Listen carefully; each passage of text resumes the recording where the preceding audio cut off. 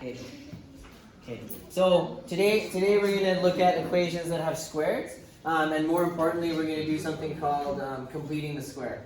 Okay. So basically, that happens when the b term equals 0. So in your quadratic equation, the b term equals 0. That goes away, that whole bx thing, and then your equation starts looking like ax squared plus c equals 0. Okay, so if there's a solution, but sometimes there isn't, you're going to either use square roots, or you're going to do something called completing the square. So I just call it complete the square, so I call it CTS. Alrighty, so let's just do some quick warm-up with some, easy ones, quotation marks. So how do you get rid of the square? You got to square both sides. Okay, so this one, don't forget to include the principal and non-principal square root, so plus or minus 4. And remember, these are the x-intercepts of some quadratic, right? Yeah. This one here, before I square root both sides, what do I got to do with the 5? Subtract it. Yeah, move it over to the other side. So it's just like yesterday we looked at a question like this, like you need to isolate the variable that's squared. Okay, so if you want to write, isolate the squared variable. Okay, and then you can do the square root of both sides, and you get x equals plus or minus 3. It's just getting slowly more complicated, right? So now there's a coefficient on the x squared term, so add 8 to both sides. And you're here. What about the 2? Divide both sides by 2. So x squared equals 12. Now, when you're in a position like this where it's not a perfect square, just write plus or minus square root 12. Right, and then you could go pop it into a calculator and get a decimal number. We'll try to stay away from that. We're just trying to keep the numbers fairly straightforward, but it can happen. Now, this one, it's a binomial square. So have we isolated the squared term? No. Actually, yeah. Right, the squared term is all by itself. Oh, yeah. Yeah, so I mean, if you FOIL it out and stuff, you're just going to make a short question long. So just realize, hey, that's isolated. So I can square root both sides. So then what would you get out of this? X minus 1 equals. Very good. You get x minus 1 equals plus or minus, don't forget the plus or minus, on the square root 5. And then add 1 to both sides. And it looks a little funny, but your answer is 1 plus or minus square root of 5. What does this mean? It means there's 2 answers. So you get 1 plus square root 5 and 1 minus square root 5. Those are the 6 years. Okay. Alright, so there's some stuff that could happen. Let's check out some more. Okay, so I just threw a title in there. You want to add that, solving quadratics with square roots. So I rewrote the general formula for what we're doing today. So really it's just more of the same. We sort of did questions like this just a second ago. Wouldn't hurt to do a few more. Maybe see if you can try this one yourself, because we did one just like it. I'll give you a moment. I will close the door.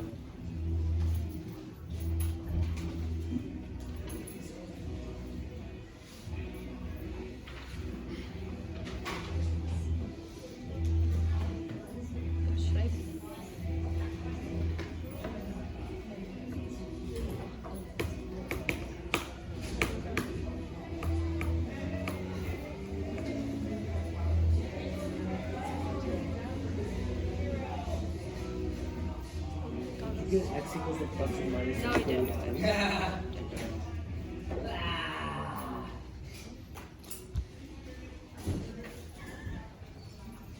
That was a big party group that told them to turn it down. Who is it? It is a gym class. I'm trying to ruin her math education here. Okay, so here we go. So let's see, add 1 to both sides. Divide both sides by 2. Oh, it's 6, not 4. I knew that. Yeah. I did that on purpose. Yeah, it should be 6. Yeah, 5 plus 1 is 6. And then divide both sides by 2, so you get 3. Square root both sides, so you get what? Plus or minus square root 3? Yeah. Everyone's happy? Excellent. You can definitely expect a question like this, right? So it's isolated, square root both sides. So square root this, square root this. You get out the radicands, you get x minus 4 equals, don't forget the plus or minus, right? Like when it's not a perfect square. Add 4 to both sides. And by the way, you can leave your answer like this. Like this is exact. Just remember that it means two things. It means 4 plus square root 12 and 4 minus square root 12. Just a shorthand way of writing it. So, there's that. Okay, let's finally do the other major concept, which would be completing the square. So, if you want to just write that at the top or highlight this so it jumps out at you on the page, this is CTS, completing the square. It's another method of factoring these things. So I'll read the blurb. It says sometimes equations cannot be solved with any regular factoring method. So you get in a bind and it's like, nothing I know works here. Maybe you can't find two factors that multiply and add to those numbers that you need them to, right? So in that, there's other options, but one option that we're going to learn is completing the square. Okay? So if you take a look at this example that we got here. Okay, so you get a question like this and it's like, okay, solve for x. So I mean your first step is I'm going to set it equal to 0, so I'm going to move the 3 over, and you get here. Now can you factor this? Are there two numbers that multiply to -3 but add up to the b term 4? No, we don't. You have a different problem. Oh, replace it with this problem. Yeah. Yeah, so you guys have a different one? Yeah, replace it with this. I apologize. Negative. I think I changed it so that the numbers were sort of next. -3 and -1. Doesn't really matter. Actually, you know what? I know this is gonna drive you guys mental. Let's actually change. What the one in your notes is x squared. Plus 6. Yeah, let's use that one. Plus 6 equals 16. Not bad. Let's just change it back. I'm sorry. 60 or 6x minus 16. Yeah? Okay. So you won't find two numbers that multiply to -16 but add up to 6. Okay? I hope I don't regret changing it. Pretty certain. Let's see. Okay. So how do we complete the square? Well, I'll show you. It's an algorithm. So off to the side, you'll want to add to complete the square. So you set up the equation so that it looks like this. And I'll show you in a second.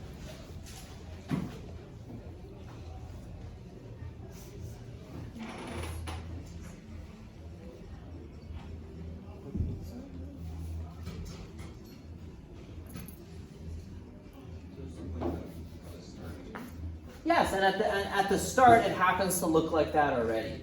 Okay, so you're going to go, but if it doesn't, then you got to do this. Okay? So it was already like that at the beginning, but if it wasn't, you would set it up so that you got everything with your x's on the one side, and then your constant term on the other side. Okay? So that's step 1. Set up your equation so it looks like that. It's a 3-step process, so we're almost there. Step 2. Look at the bx term. So here's the bx term. Okay, so take that 6x term. Okay, take the coefficient, divide it by 2 and square it. Okay, so you're going to take the 6. You're going to divide it by 2. You're going to square it. Okay, so 6 divided by 2 is 3. We got 3 squared, 9. Remember this magic number, okay, for the next step. Oh, square, not square root. Yes, square it, not square root.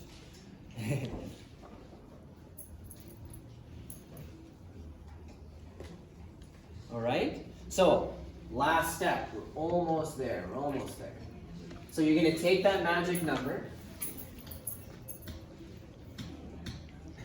You're going to add that number to both sides of your equation. And if you've done everything properly, you should actually have something that you can now factor. Okay, so we had this. We had x squared plus 6x. Leave yourself some room. Equals 16. I found that magic number was 9, so I'm going to add 9 here and add 9 here. Is that okay? Like, can I just add 9 to both sides of an equation and expect it to still be the same equation? No, Yeah, What? it's an equation, right? As long as you do the same thing on both sides. Have you changed anything? No, I mean you've changed it, but you've changed it equally, so you're okay. Right now, check this out. Is that something you can factor? Yes. Yes, okay. So factor it. So it should be factorable. On this right, should be factorable. Why did you do 16 plus 9? Because that's, Oh wait, never mind. that's what it was. Yeah. Yeah. My bad. Okay, so this should be factorable. Actually, it should be a perfect square trinomial. Okay?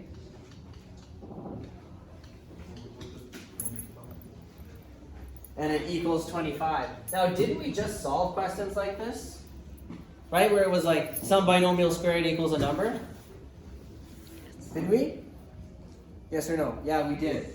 Okay, you'll notice one more thing, and then I'll grab your question over there. You'll notice one more thing. This number here, the 3, it will always be whatever number you get here when you take your b term divided by 2. Before you square it, that number will show up there again. And then, just a reminder, how do you get the sign here for a perfect square trinomial? Where does the sign come from? You gotta look at the b term. So if this is positive, that will be positive. If this is negative, that will be negative. So your formula is kind of like, okay, it's going to be like x plus or minus a number. That number will be from here. The sign will come from here, and then it'll be equal to some constant term. And then you can get an answer for x. Was that your question over there?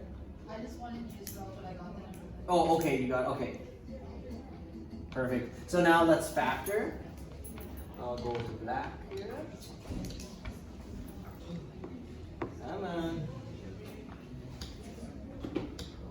Okay. So square root both sides, right? So square root this side, square root that side. You're gonna get x plus 3 equals plus or minus 5. And then you'll subtract 3 from both sides. Okay, and if it's something that you can calculate, you should calculate it, right? If there's a square root that you can't do, but in this case, remember, it means two things. It means negative 3 plus 5, and it means negative 3 minus 5. So my two answers for x will be positive 2 and negative 8.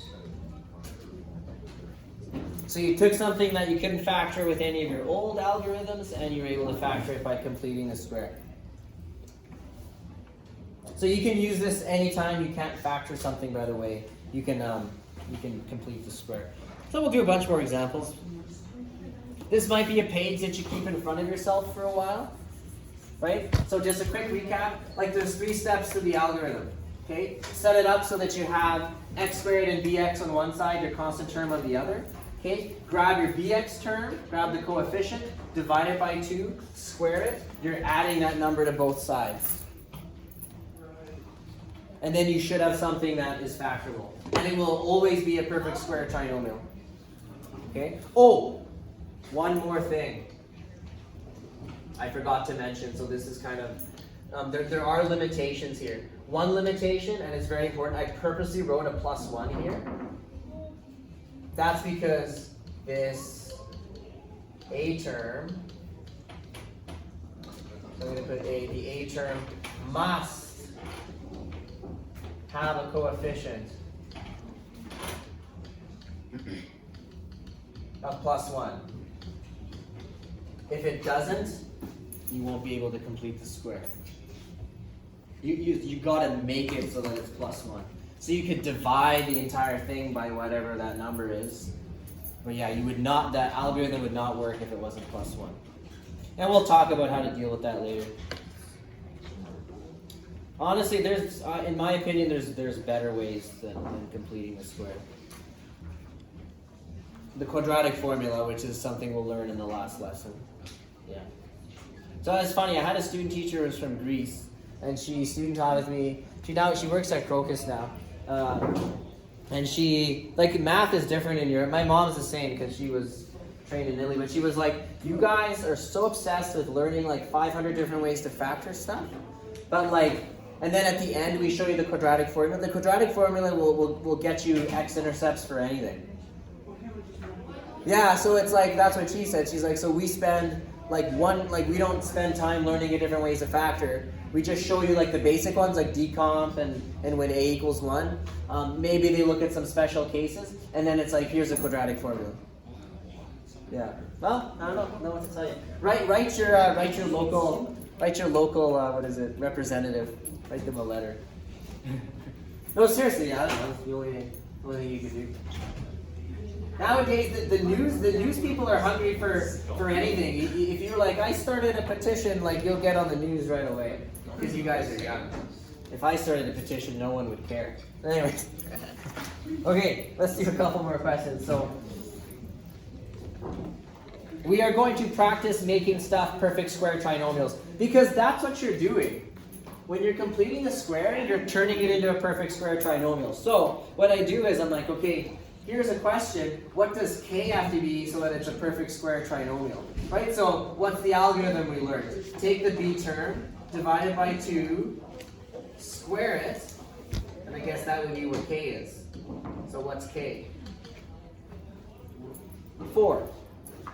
If k was 4, would this be a perfect square trinomial? Yes, sir. Yeah. Right, if you were to factor it, what would you get? What's this number? Remember, what's that number? That's what goes in here. 2. It was 2. And what's the sign? Where does the sign come from? Right here, yeah. So there it is, factored. Let's do b. So k would have to be the b term, the coefficient, divided by 2 squared.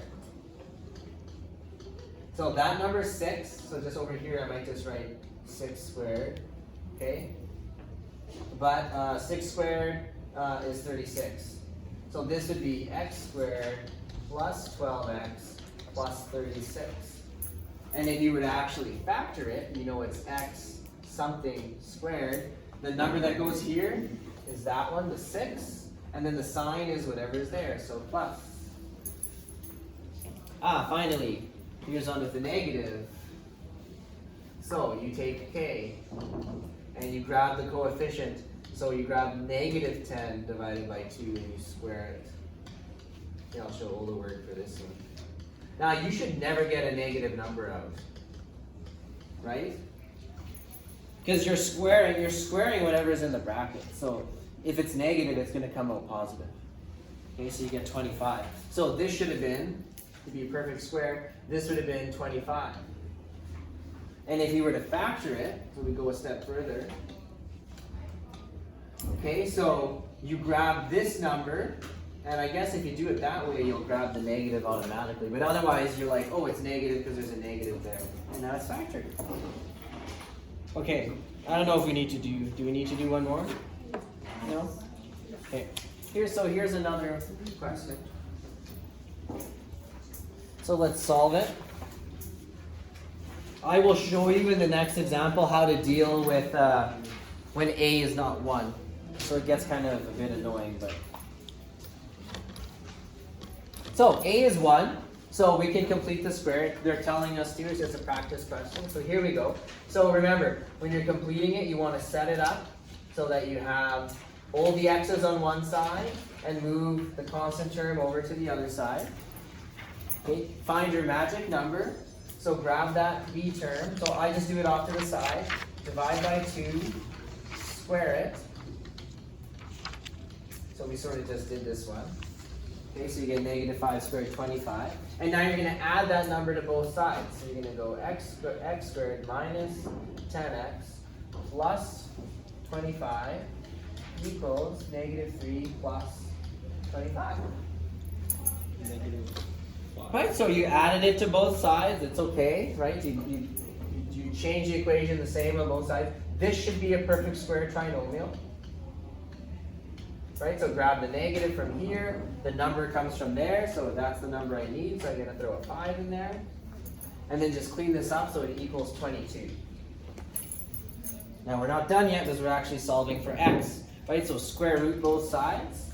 So you're going to get x minus 5 equals plus or minus square root 22.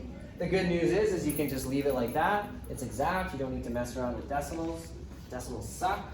Add 5 to both sides. And the good news is, again, you can leave your answer like that. Don't need to muck around with cleaning anything up or whatever. It's a perfect answer. Questions? Okay. So we're gonna do it. We're gonna have time. So the last concept would be, I guess maybe second last. We'll do a little wordy problem at the end. The last concept would be, well, what if A doesn't equal 1? Now I'm not sure if you guys have this. You need to add it. No, we don't have it. No, so just add this to the notes. So yeah, if A does not equal 1, you're going to multiply. So this is kind of going back to what we were doing a few days ago. You're going to multiply the equation by whatever number you need so that the coefficient of the x squared term is 1. So generally it involves doing the reciprocal of whatever's in front there. So for example, if you had like 1/4, I don't know, I'm just making this up. I guess it would have to have a, okay. Right, you had something like that. So you would multiply everything by 4.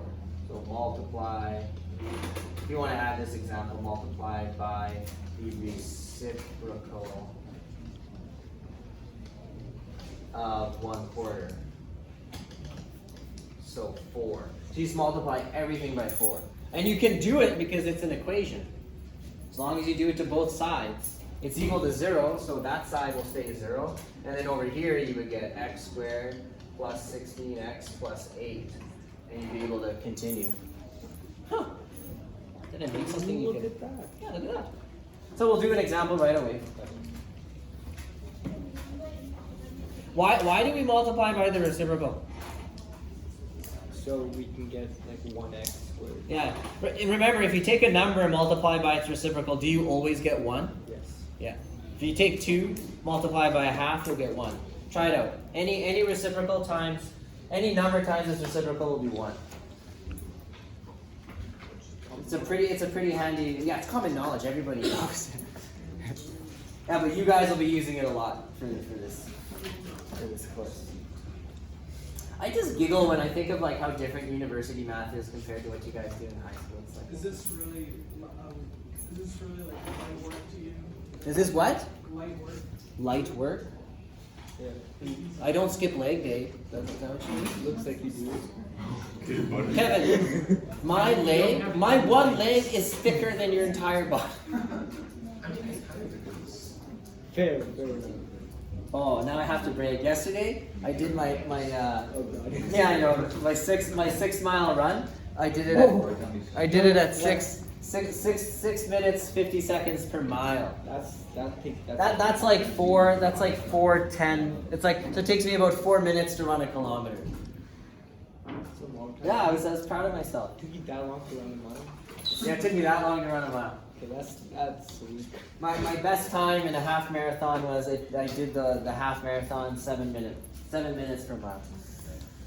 I'm sure YouTube would. I finished 49th out of like 4,000, so I was happy. Anyway, okay, here's just a little bit of self-pitch in there, a little bit of bragging. Okay, so completing a square with A does not equal 1. I believe you have this. Oh, add it. You guys have something different? No, we just don't have it at all. Oh, the word problem. Okay, yeah, let's do one example of this first. Sorry. Oh, we do have it. It's just on the next page when you flip. Oh, 2 pages in? Kind of. It's like we just skipped this one. I don't know. I should look at that sometime. It's okay. I think what I've done is I've gone into day 2 or something. Yeah, you've gone into the. You used to organize these things. Yeah. No, they are organized fine. I just kept going. Well, you know what then? Fine. Next unit, we won't have a note package. You just write everything. Okay. That's what I'm doing. Yeah, That's literally what I'm doing. Because it's better. Kevin is a smart man. You guys keep hating on him, but he's a Yeah, smart I'm man. just trying my best. Okay, anyways, we're recording. We're recording, so we don't want to get sidetracked. Okay. So remember, like eventually you'll just get a question and it'll be like solve, and you'll have to pick the method. Right now we're sort of forcing you because we're practicing it to complete the square. So we'll get there when we get there. I'm just trying to mentally prepare you for what comes later. So the problem is, well, a does not equal positive 1. Right now, a is equaling negative 1/2. And that sucks. Okay? So we're going to multiply both sides.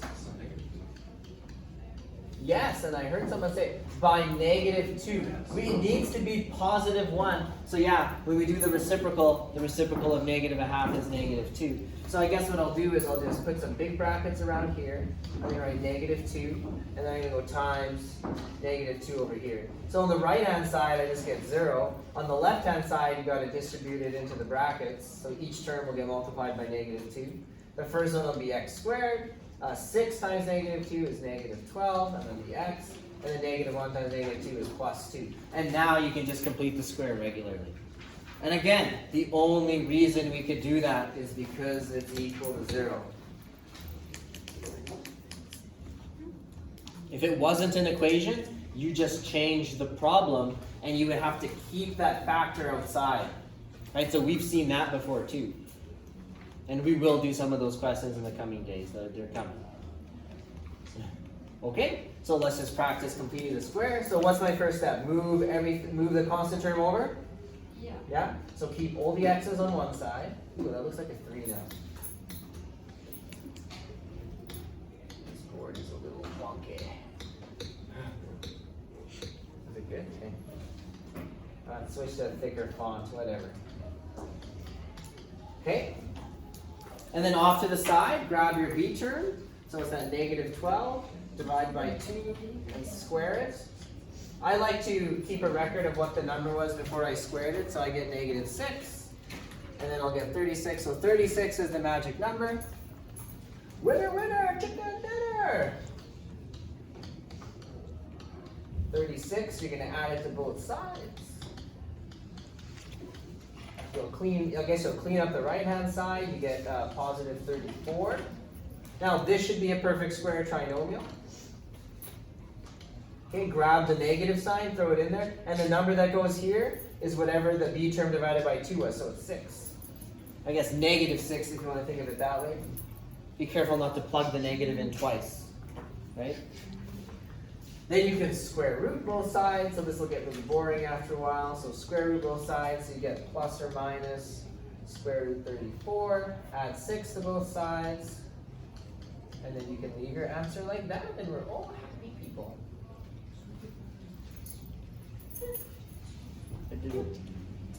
So I believe there's like a word problem or something.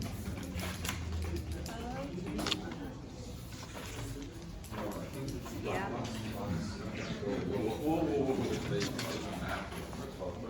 I noticed that, so we'll skip this just in the interest of getting everything done. It's just another problem with different numbers, so I think at this point we just need to go try some homework. Yes, sir. A question about the last one really quick? No? Okay. Shh, I need to hear the question, please. Yeah, did you guys write? You wrote? Who else? Who else needed to write? Someone back there. Maybe there's nobody. Yeah, should be able to. Okay, I noticed we're a little bit weak on the word problems. Those usually come near the end of the homework. So that might be why. So hopefully in the future, you guys try more or ask me more. Like I'm happy to do them in class too. So here's this one. If football's kicked vertically, this isn't really a word problem to me. Like it's a wordy problem, but there's nothing to figure out. Like they literally give you the quadratic. And then you just have to do what you always do, which is going to be factor it. So I think of it as a wordy problem. So football's kicked vertically. Great. So here's the ground. Here's the football. It's kicked vertically. It goes up. The approximate height of the football. So this is important. H is meters, T is seconds, and they give you the formula. Okay? Thanks. When will the football hit the ground? Okay, so you guys have lived, right? The football goes up, hits the ground. Okay, it actually happens to make like a quadratic usually. So what are you looking for? These are like your x-intercepts and your t-intercepts. Okay? Give the answer the nearest tenth of a second. Oh, so we're gonna have to use the. Oh no, we're good. So here we go. I'm going to recopy the formula, and I guess I'm going to write it in the order that we're used to, so the squared term first. Little things like that can really go a long way to help your brain orient itself to the question, as silly as it sounds. Here's something. What's the height equal to when the ball hits the ground? 0. 0. So should this be 0? Yeah. Yeah, you betcha. So I guess that's the only like leap that you need to make. Is like, oh, h is 0. And then if I just stuck like a, hey, solve using complete the square, is this any different than the last question we did? No. No, it ain't. So that's, oh, well, no, it's not. Is a equal to 1? Nope. So that's going to be our first step if we're going to complete the square. Okay, so multiply both sides by -5. So on this side it's going to stay 0. And then we're multiplying by, sorry, not -5. I should write it down. The reciprocal, right? So multiply each side by -1/5 to make a equal to 1. To make a equal 1. There you go. Let's see if I can switch them. There you go. So 0 times anything is 0. Then I'll get t squared. Then, oh gosh, someone help me. What is it? 20 times -1/5, is it like 4? Yeah. Or something? -4? Yeah. And then over here, unfortunately, you're just going to be stuck with a -1/5. Okay. What's the next step? Move the constant term over to the other side. Okay, now you're completing the square, so I'm just going to write CTS, complete the square. So grab the b term, -4, divide by 2, square it, that's the magic number. So it's -2 squared, so it's 4. So you're going to add 4 to both sides. We could keep the fraction, we should keep the fraction, so what's 4 as something over 5? So yeah, just multiply by 5 over 5, so you get 20 over 5. Perfect. So I'm going to just go ahead and jump to 21 over 5 here. Is that okay? Yeah? Right, 1/5, so 1 plus 20. Okay, and then over here, t squared minus 4t plus 4. And now if you did everything right, this should be a perfect square trinomial. It is. So you're going to go t minus, remember, just grab the number that you, before you square it over there, and then you have 21 over 5. Going to kind of scroll down a bit. The following students shall enter the office: Jelena Smith, Square both sides, you get plus or Yelena T. minus. Ramirez, Nate Grayston. Can I have Mrs. Mueller stop by? Also a reminder that there's a grade 9 boys volleyball purple team practice. So just by the way, leave this like that. Like don't spend time And like cross just leave it like that. country Add 2 to both sides. Thank you. And at this point you would jump to your calculator to get some actual values, right? So you don't need to write any decimals till you get to this point. So what are the two numbers? Could some of you guys go 2 plus square root 21 over 5? Maybe just the first few rows, and if you're in the last 2 rows, could you do the other one? Could you go 2 minus? And then maybe we can get some consensus. So we'll get 2 values for t, and then we'll have to think if they make sense or not, right? So front 2 rows, you're going to do the positive one. Back 2 rows, you're going to do the negative one. I have no idea. So that's for the plus one. 4.04, it says round to the nearest tenth. So 4.0. Apparently this is 4.0. Can we get confirmation? Yeah. Yeah, that's 3 people. In the back, what do we got? Yeah, you might get something small, might get something negative even, I don't. Negative 0.049. Negative 0.049. Yeah, 0. Okay, but it's negative. Yeah, okay, so confirmation on that. Yes? Yeah. Yes, okay. So you just write your answers for now. So you go 4.0 seconds, and then the other one is negative 0. Technically, we would round it down to 0, but in this case, we won't. So can we have a negative time? No. No. I mean, so no, Kevin, you can't have a negative. That's almost 0. No, that's not a solution. So only solution is after 4 seconds it hits the ground. Yeah, and guys, all that means for the parabola is if you go sketch this parabola, it just means that on your x-axis, that one of the roots came before, like came before 0. That's all it means. So it's like it doesn't make sense in the real world as one of the roots. But you kick the ball doesn't start right on the ground, does it? So it looks probably something like that. Okay, we can stop the recording. You guys are doing